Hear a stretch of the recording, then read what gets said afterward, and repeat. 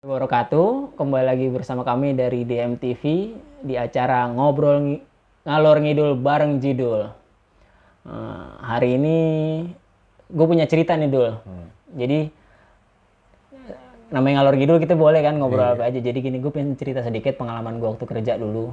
Jadi di kantor gue itu ada perempuan lagi mens. Nah, karena lagi mens mungkin karena lelah tuh ya, kesurupan. Berapa orang kan kalau menurut orang dulu kalau kesurupan yang kakinya dipencet, tangannya dipencet, ya kan? Iya. Kagak keluar-keluar tuh, masih ya nangis, ntar cekikikan, ntar nangis kecekikikan.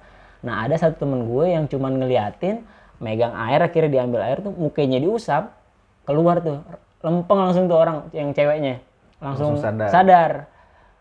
Aduh, langsung pada ngeluh sakit tuh perempuannya. Lu nggak ada ngapain sih, sakit-sakit semua badan gue gitu. Jadi akhirnya gue tanya tuh sama temen gue si cowok, lu pakai apaan sih? Kok bisa begitu? Kan gue ada pembantu gue tadi gitu. Kalau menurut lu sendiri tuh apa sih yang dimaksud pembantu itu? Kok bisa segampang itu ngeluarin, padahal yang lain-lain tuh udah mencet, udah baca doa, pada baca doa, tapi kagak keluar juga tuh yang masuk ke tubuh si perempuan itu. Kalau pembantu ya istilahnya bahasanya itu kan yang lagi ngetren itu katanya orang bangga punya khadam ya kan gitu. Kodam ya kalau kita ya. Kodam itu. Nah, orang bangga dengan punya khadam, punya pendamping, punya pembantu lah. Dan kalau bahasa Jawanya perewangan kan gitu. Nah, sekarang kalau kita udah ngerti masalah khadam, masalah pembantu, masalah pendamping, dan juga masalah perewangan ya, sebenarnya orang-orang yang memiliki itu tanpa disadarin ya bukan karena dirinya yang bisa ya, karena ada makhluk yang membantu dari pekerjaan itu. Nah, Jadi waktu dikeluarin itu makhluknya yang ngeluarin itu. ya karena tanpa kita sadarin, jadi dia pun tidak sadar siapa yang bisa membantu pekerjaan dia sampai orang yang kesurupan atau orang yang kemasukan itu sadar gitu. Jadi pada intinya ya mereka itu ya kalau mereka merasa nih gue punya ilmu ya kan, punya ilmu gitu. Tapi ya, kok pakai bantuan-bantuan makhluk gaib gitu. Mereka itu kan nggak ngerti, yang nggak ngertinya khadam itu apa kan gitu. Kalau bahasa Indonesianya pembantu gitu. Dan pada intinya kalau orang punya pembantu ya merasa bangga lah ya, merasa bangga. Tapi kan ada konsekuensinya juga dalam istilahnya orang yang punya pembantu kok makhluk gaib. Entah kan dia nggak tahu, nggak ngerti dan tidak bisa melihat ya kan, tidak bisa melihat. Yang bisa membantu dia jin baik atau jin buruk atau gimana, bisa menyesatkan atau tidak kan gitu. Ya hal yang terpenting bagi mereka itu punya kebanggaan lah punya khadam gitu. Tapi yang sebenarnya khadam itu ya kalau dilihat mereka itu ya seperti orang yang seenaknya aja gitu, seenaknya dalam artian mereka tidak mempunyai kemampuan, tapi seolah-olah mereka mempunyai kemampuan gitu. Nah waktu itu kan gue masih awam tuh gitu-gitu, gue ngeliatnya wah keren juga ya. Ketika nggak ada yang bisa dia cuman gitu doang, tiba-tiba keluar. Buat gue sama teman-teman lain sih keren juga lo gitu. Iya. Ya mungkin ya bagi kita kan ngelihat misalkan ada teman kita bisa menyembuhkan orang yang kesurupan, orang yang kesambet ya kan, dengan bantuan-bantuan makhluk gaib ya, karena kita istilahnya tidak mempelajari itu ya kita heran, aneh kan gitu kok. Sudah dibacain ini, bacain itu, bacain ini segala macamnya kok dengan kita nggak sembuh, malah dengan orang yang punya khadam, punya perewangan, punya pembantu, punya pendamping kok bisa sembuh. Ya sebetulnya kalau dilihat ya dari segi bacaan itu nggak ada yang salah, sama sekali tidak ada yang salah. Dan tapi ada tapinya, arah membacanya itulah yang tidak mengenai sasaran gitu. Oh, jadi misalnya gue baca surat ayat kursi kan, kata orang ampuh tuh, tapi giran gue yang baca, nih orang tetap aja serupan. Tetap aja ngeraung-ngeraung gitu maksudnya ya, karena nggak nyampe. Karena bukan nggak nyampe, karena kan kalau misalkan kita punya kalau kita punya busur panah, kita punya anak panah, yang kita ingin panah itu harus ada sasaran tembaknya gitu kan. Tapi kadang kita sendiri yakin kebablasan gitu. Karena kita merasa, gue hafal kok ayat kursi, gue hafal kok ini kan gitu. Tapi kita tidak melihat, kembalikan ke diri kita. Ini diri kita siapa nih kan gitu. Untuk menembakkan ayat kursi itu kan gitu. Jadinya kalau dilihat antara ayat kursi ya dengan apa yang kita niatkan dan apa yang kita tujukan itu nggak sejalan. Jadi disitulah ada yang mendomplengnya itu, yaitulah khadam, pembantu atau pendamping. Jadi menambah istilahnya keyakinan diri kita. Kalau misalkan tadi dibilang katanya, ya jelas lah, gue kan punya pembantu Iya, gitu. pembantu. Nah, jadi Ada yang bantuin. ada yang bantuin. Nah, jadi lari dari ayat kursi itu sendiri kan, dia nggak yakin dengan ayat kursinya, tapi dia yakin dengan pembantunya, dengan khadamnya. Nah, dengan sendirinya orang yang punya khadam, orang yang punya pembantu, orang yang punya pendamping itu tanpa disadari dia akan timbul rasa sombongnya. Betul. Nih gue nih punya khadam, nih gue punya apa sih yang dibanggakan dari khadam? Khadam kan kita nggak lihat, dia kan nggak lihat dalam artian ini makhluk dalam bentuk apa gitu, dalam bentuk apa kan gitu. Jadi gue motong nih, sorry. Kalau bentuk makhluknya apa, berarti ada wujud ya dong. Khodam itu macam-macam dong wujudnya. Kadang gini ya, kadang khadam itu bisa dia akan mewujudkan dirinya secara fisik dengan orang yang yang menuntut dia, orang yang menuntut dia. Artinya gini, misalkan kayak Fandi gitu kan, punya khadam ya kan. Nah, otomatis khadamnya itu akan menampakkan wujudnya atau fisiknya pada si Fandi sendiri gitu. Jadi dia bisa berubah-berubah juga ya? Ya karena jin kan soalnya kalau kita tahu kan, kalau orang yang kita suka lihat tuh, yang di orang Sunda kalau berantem kan aing macan gitu-gitu. Berarti itu macan namanya. Pada dasarnya gini loh. Pada dasarnya terlepas dari itu macan, itu ular, itu buaya, ya namanya jin atau setan atau iblis ya, dia kan bisa berubah bentuk gitu. Apalagi makhluk-makhluk siluman, seperti makhluk siluman yang kita tahu itu ada macan, ada ular, ada buaya kan gitu. Siluman, namanya siluman. Jadi dia bisa berubah wujud dalam 2 dimensi. Misal dimensi manusia, dia akan menyerupai manusia. Nah, saat dia balik lagi ke alamnya, dia akan berbentuk dalam wujud ular, wujud macan gitu. Tapi ya namanya siluman itu kan pada dasarnya bangsa-bangsa setan gitu, bangsa iblis yang bisa berubah bentuk kan gitu. Kenapa kita harus bangga dengan memiliki kayak seperti itu gitu loh. Kan istilahnya apa ya? Kalau khadam itu atau pembantu atau pendamping atau perewangan, ya itu pekerjaan setan untuk istilahnya menggoyahkan iman manusia. Betul. Jadi apapun yang kita inginkan ya pasti akan diikutin oleh setan tuh gitu. Tapi si pemilik kodam atau pembantu tadi tuh bisa komunikasi nggak sih sama itunya? Misalnya punya gue ini nih, jadi kan kadang-kadang suka cerita pembantu gue, pendamping gue macan nih gitu. Dia bisa ngelihat atau cuman apa sih? Ya pada dasarnya kan tadi kita kembali lagi. Kalau misalkan si Pandi atau saya punya khadam gitu ya, punya khadam. Ada khadamnya itu misalkan dalam pencarian khadam, pencarian pembantu, pencarian pendamping itu dituntut atau tidak dituntut, awalannya pasti dia akan datang ke kita dalam berupa berwujud gitu, berwujud seseorang yang alim lah, yang biasanya pakai, kalau itu pakai sorban, pakai sorban, pakai inilah, pakai gamis lah, pakai wangian lah gitu kan. Nah, kamu istilahnya nanti baca aja ini, sekian ini gitu. Jaga, gitu. Nanti sebut aja nama saya kalau kamu dalam kesulitan. Nah, itu kalau bangsa-bangsa istilahnya yang baik-baik ya nggak mungkin lah pakai masa istilahnya. Kita ini kan kita manusia yang istilahnya keimanannya itu kadang naik kadang turun, ya kan, nggak stabil kan gitu. Nah, jadi gampang dirayu, digoda oleh setan. Jadi kalau tatkala kita misalkan dibilang kalau kamu mau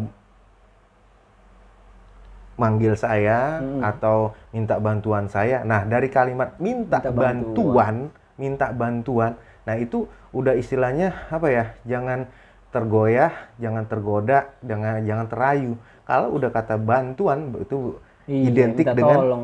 minta tolong. Minta tolong Nah, kalau selain kepada pencipta kita. nah itu. Ya. Nah, kalau kita udah dibilang, kamu kalau misalnya dalam kesulitan, panggil aja nama saya dan baca sekian dan saya akan datang karena kamu minta tolong, kan minta tolong.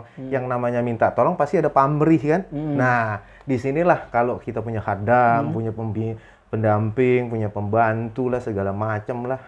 Yang namanya gorin juga itu gorin. Kita punya, tiap manusia punya gorin. Korin atau yang korin. Nah, korin, itu. Jangan istilahnya kita itu apa namanya, dengan terpancing atau dengan bahasa-bahasa seperti itu gitu, garin, khadam, itu ya sama-sama aja dia kan pembantu juga ya, namanya pembantu pasti ada pamrihnya ya. Kita aja kalau misalnya punya pembantu ada bayar. Kalau kita punya pembantu, kita bangsa manusia punya pembantu bangsa manusia, pembantu kita kan minta pamrih, yaitu gaji. Nah, kalau kita punya pembantu dari makhluk gaib itu pasti dia minta pamrih. Contohnya Berupa apa itu? Berupa misalnya guru kita nih, kamu baca aja ini sekian ratus ya malam Jumat nih gitu. Guru tuh maksudnya pembantu tadi apa guru? Bukan, misalnya Pandi ini murid saya nih. Oh iya. Kamu amalin ini. Masa sih bacaan diamalin? Yang namanya amal kan pekerjaan. Iya. Kecuali dilakukan, nih wiritin ini sekian ratus, dan jangan lupa ya bakar wangi-wangian. Nah, itu wangi-wangiannya pun nanti ada yang khusus, misalnya bakar ini wangian yang beraroma melati, misalnya yang beraroma bunga mawar. Itu udah identik sama apa, memanggil. Memanggil itu awal-awal kita punya pendamping atau khadam. Oh gitu ya? Iya, itu proses awalnya. Tapi kan kita nggak tahu kan gitu. Kita lakukan aja itu ya. Baca sekian ratus dengan bakar wangi-wangian, dengan istilahnya malam-malam tertentu. Akhirnya datang jeglek ya kan, orang yang pakai pakaian gamis, itu datangnya berupa mimpi apa wujud? Enggak, wujud. Nanti kan gurunya akan bilang, nanti kalau ada sosok makhluk yang datang jangan takut atau jangan gimana atau begitu. Itu awal proses kita punya khadam itu. Khadam itu dalam bentuk yang bagus misalnya. Nah, itu namanya setan ya. Setan itu jin ya kan. Dia bisa aja berubah pakai pakaian begini, tipu dayanya setan. Nah, itu nanti misalkan kita udah ada perjanjian, kalau kamu misalnya mau minta bantuan saya ya panggil aja nama saya sekian ini, atau bukan panggil nama saya tapi baca aja misalnya ya Rijalul Gaib, terus yang baca ini, yang baca panjang lah, ada yang baca bacaannya itu wirid-wiridan segala macam itu untuk memanggil dia. Jadi kalau dia datang ke kita itu diperintahin sama guru kita apa guru kita juga nggak tahu yang datang siapa? Yang datang pada siapa, dan belum tentu istilahnya yang datang ke gurunya sama dengan yang datang ke muridnya itu. Masa iya kan dalam istilahnya ada juga yang mempercayai nih bacanya kulhu sekian 1100 kali nanti akan datang nih penuh ininya lah makhluk itu kalau misalnya ada khadamnya tiap ayat yang Allah menciptakan banyak banget makhluk kan lucu gitu. Sedangkan Allah menciptakan makhluk ya manusia, malaikat, jin. Jadi gurunya cuma ngasih tahu amalannya, tapi nggak tahu nanti yang datang apa. Tahu apaan yang reaksinya kan yang terjadi ini masih murid. Itu bukan guru, bukan mursyid namanya, bukan pembimbing. Itu baru tahapan guru. Ya namanya tipu daya setan gitu ya. Ala ta'budu syaitan innahu lakum aduwwum mubin. Nah, itulah tipu dayanya setan tuh banyak gitu. Khadam itu dibangga-banggain.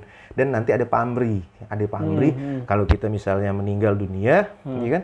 Nah, khadam itu akan datang ke kita dengan menuntut apa yang telah diberikan oleh khadam selagi masih kita hidup, ya kan? Nah, lu selagi masih hidup, ya kan? Minta bantuan gue, ya kan? Buat melet lah, ya kan? Buat neluh lah, buat segala macam lah. Minta misalnya orang kehilangan ayam, ayam kehilangan minta dilihat, oh ayamnya di sono gini gitu. Itu sebetulnya dia nggak tahu, tapi karena bantuan si jin itu. Jadi bisikan nih kalau Bisikan, dia nggak bisa lihat sebenarnya. Ya, jarang orang yang punya mata batin atau muka syafah, ya kan, melihat secara mata batin secara jauh, enggak. Nah itu jadi ya ilmu tua itu udah agak sulit dipelajarin, ya kan? Kecuali para wali Allah yang punya muka syafah, yang tidak bisa membedakan dimensi alam gaib dan dimensi alam manusia itu. Jadi khaddam itu pada intinya ya kita tidak boleh berambisi untuk memiliki khaddam. Jadi khodam itu kalau yang milikin terus emang pasti salah sih jalan, tapi bahaya banget ya, bisa melet, bisa apa, bahaya juga ya kalau biasanya memang buat arah ke situ nggak sih? Nggak juga ya? Iya. Nggak juga, tapi Iya. apa begitu semua? Ya banyak kan misalkan khaddam atau pembantu atau pendamping kan itu misalnya perewangan lah bahasanya. Perewangan itu pembantu itu kan bukan melet aja, bukan istilahnya apa namanya? Ya bahkan juga khaddam itu bisa dikategorikan perewangan yang bisa untuk nyantet gitu. Dari bangsa setan gitu. Emang niatnya menyesatkan sih, jadi Banyak, segala iya. macam yang menyesatkan Segala dibantu sama dia. dibantu. Nggak ada istilahnya khaddam itu yang nasehatin lah, lu jangan begini, jangan, nggak ada. Nggak ada, ya.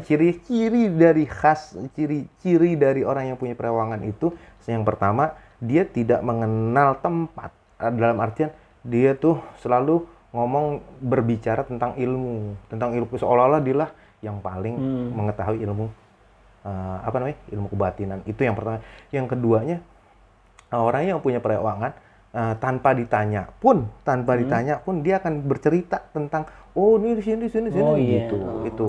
Dan Jatuhnya keria, orang pas punya gitu pasti ria, pengen nunjukin ya. itu ya, pada dasarnya sifatnya dia, mungkin sifatnya Bercampur sifatnya manusia ini tidak ada punya kesombongan sedikit. Tapi karena dia punya khaddamnya itu selalu mendorong untuk cenderung atau condong orang ini memiliki menunjukkan sifat kesombongannya. Tuh, gitu. Itu aja. Kalau tadi kan dari guru, bisa nggak dari orang tua yang nurunin ke anaknya ketika orang tua yang nggak ada tuh khodam turun ke anaknya gitu, datangin inilah anaknya kayak gimana? yang sering kelirunya, ya kan? Yang sering kelirunya kita nih terlalu bangga. Oh itu mah dia punya pendamping dari leluhurnya, Dari kakeknya, dari kompinya, dari itu bangga banget ya. Padahal ya dulu juga mungkin ya leluhurnya atau kumpinya matinya atau meninggalnya susah. Karena punya pendamping ini. Nah, gitu. Tanpa diturunkan pun si pendampingnya ini nanti akan nyari lagi, nyari keturunan, bukan menurunkan itu. Oh, jadi yang milih bukan dari si pemilik sebelumnya, tapi si jinnya itu tadi yang milih itu, ya? Dia. Karena kalau cuma menyesatkan kakeknya aja gue rugi, gue mau nyesatkan keturunan itu, begitu namanya setan kan gitu, bangga dia. Jangan bangga lah istilahnya.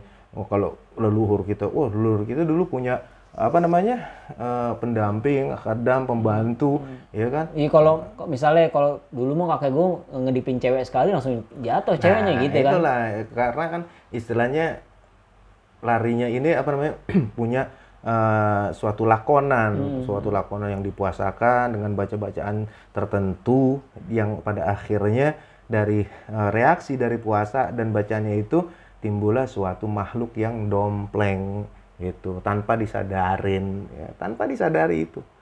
Itulah yang disebut istilahnya orang yang sadar dan orang yang tidak punya, yang orang yang sadar dan orang yang tidak sadar punya pendamping atau khaddam atau pembantu atau perewangan itu. Berat yang balik lagi kayak tadi Dul.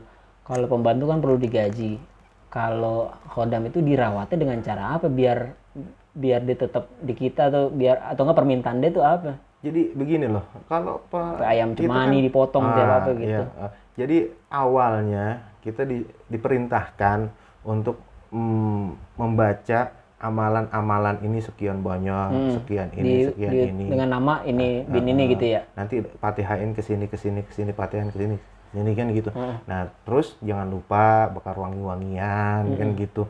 Nah itu kan menjadi suatu apa namanya dibilang kewajiban ya enggak, dibilang enggak, yang menjadi suatu kewajiban yang dilakukan oleh si murid pada awalnya. Terus berjalanlah setahun, 2 tahun, sampai 3 tahun.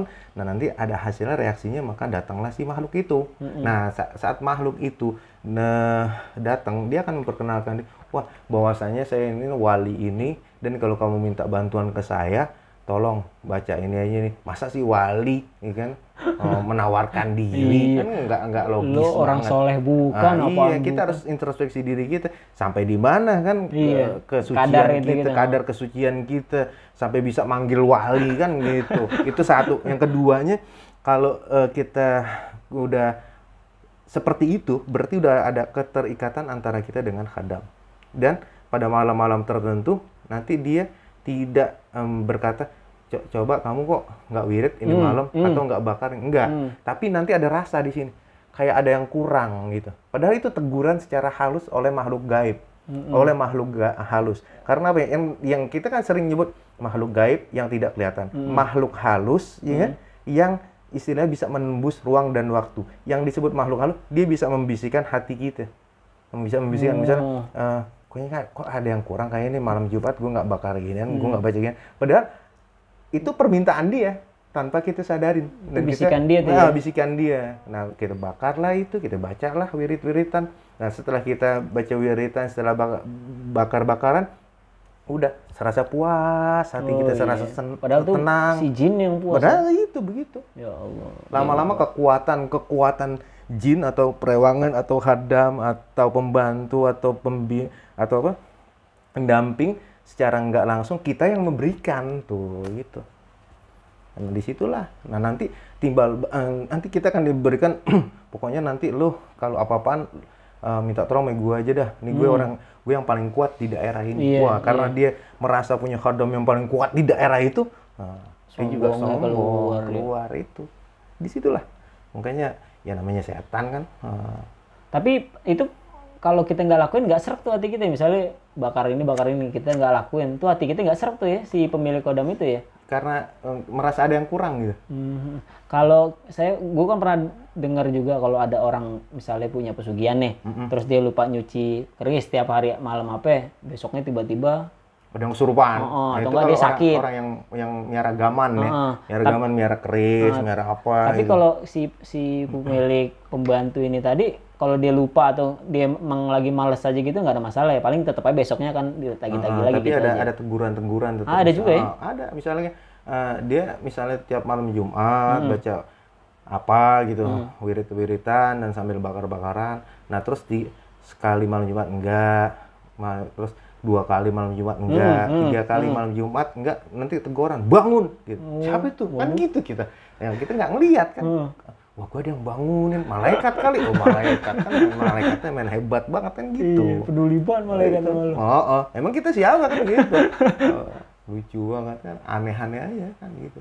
Jadi ya nggak usah bangga lah punya khadam gitu. Pada dasarnya kita, kalau kita mengaku ini kita manusia, makhluk yang paling mulia lah gitu mah. Tapi kok masih bangga punya khadam, itu aja. Kalau efek negatif yang lo tahu apa dulu biasanya si pemilik itu? Jadi sombong aja kali ya, sombong itu ya, nggak ketulungan, sombongnya ngerasa Satu, paling ya, bisa. Sombong, kedua ya apa namanya ya, dia tuh tidak mau mendengar nasihat orang selain gurunya. Itu efeknya bagi orang yang punya perewangan, punya khadam, punya pendamping ya, kesannya nggak ada apapun bisa diatasi itu. Tapi misalnya nih penonton kita ada yang ternyata punya perewangan tapi pengen tobat, itu bisa nggak sih dihilangin gitu? Ya sekiranya ya kita misalnya ada si A punya perewangan, terus dengan lakon-lakonan tertentu ya kan, tanpa disadari ya. Nah itu kalau bisa misalkan lakukan aja sesuatu yang wajar, misal habis maghrib ya wiritan ya yang dicontohkan oleh Nabi, wiritan Nabi Muhammad, nggak usah pakai tambah-tambahan kalau amalan-amalan itu dapatnya cuma dari denger-denger aja gitu, atau dari warung kopi. Dalam warung kopi itu artian Oh, kita ketemu sama orang di warung kopi. Iya, itu. banyak tuh kadang-kadang Ya, kita amalin nih, amalin ya. Jangan. banyak kita ketemu di warung kopi ini lu kopiin ini amalin ini amalin ini. Jangan.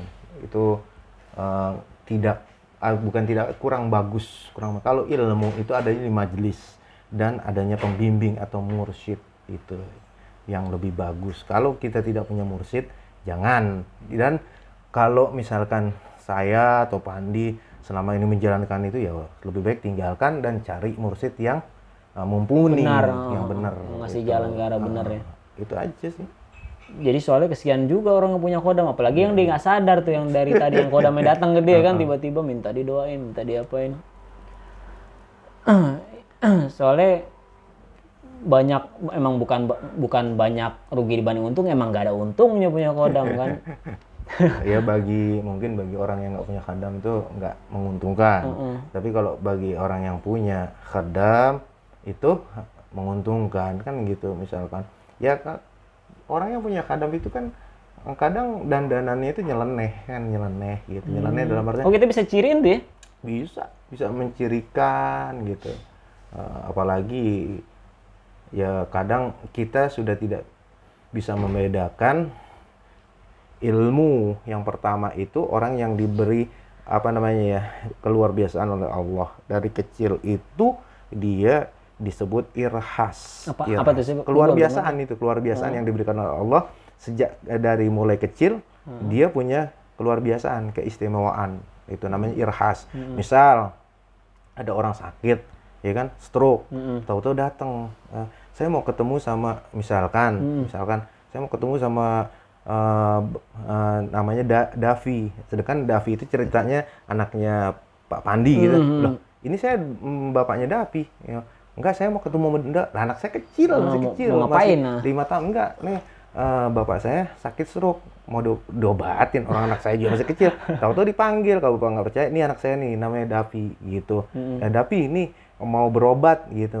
Tahu-tahu bapaknya si Fulan ini disuruh turun, ayo jalan, nggak bisa jalan, ditendang akhirnya masih Davi itu, ditendang, jebret, jalan. Nah itu irhas namanya. Jadi kalau irhas itu emang dari Allah ya. Iya. Kalau pembantu tadi emang datangnya dari jin itu. Jadi ada dua walinya Allah dan wali setan, itu aja. Kita harus benar-benar mengikuti hukum Allah lah ya, aturan-aturannya. Ada irhas, ada mauna. Nah, mauna ini keistimewaan yang dimiliki oleh seseorang setelah dia beranjak dewasa. Jadi saat dia punya irhas, ya, dia nggak lepas dari ajaran-ajarannya Allah, tuntunan-tuntunannya Al-Quran, hadis itu nggak lepas terus sampai remaja. Dia nanti nggak hilang itu keistimewaannya, disebut mauna. Nah, sampai dia lagi disebut karomah. Panjang deh tuh urusannya. Panjang urusan kewali dah tuh ya, itu. Jadi kalau gue simpulin nih Dul, intinya kodam itu kalau lebih baik hindarin ya. Kalaupun punya guru yang ngasih gitu itu mendingan jangan deh, karena efeknya nanti panjang sampai kita mati kan. Lu mau mati lu repot ngurusin kodam nantinya. Mungkin gitu ya kali kesimpulan nih ya, buat para penonton yang masih kepikiran pengen punya kodam biar bisa bantu orang, lu bukan bantu, malah nyesatin diri lu sendiri. Jadi kayak lilin. Gitu. Oh iya, kayak lilin ya. Dia bisa nerangin orang, tapi dia bisa ngancurin diri sendiri. Ngancurin diri sendiri, itu aja. Buat para pemilik kodam, bertaubatlah selagi ada waktu. Mungkin gitu ya kali pembahasan kita kali ini masalah kodam ya. Kalau ada yang mau ditanyain dari penonton, komen aja di bawah. Mungkin kalau ada topik berikutnya yang dibahas yang penonton pada pengen tahu, komen juga di bawah. Jangan lupa like, komen, dan subscribe channel ini biar kita tetap bikin konten seputar pertanyaan dunia alam gaib. Sampai ketemu lagi di Ngalor Ngidul bareng Jidol. Wassalamualaikum warahmatullahi wabarakatuh.